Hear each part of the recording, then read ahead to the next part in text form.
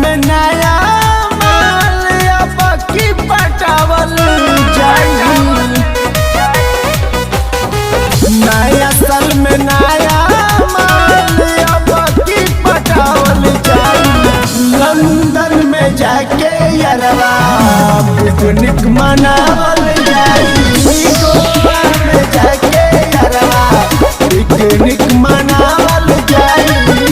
London में जाके यारवा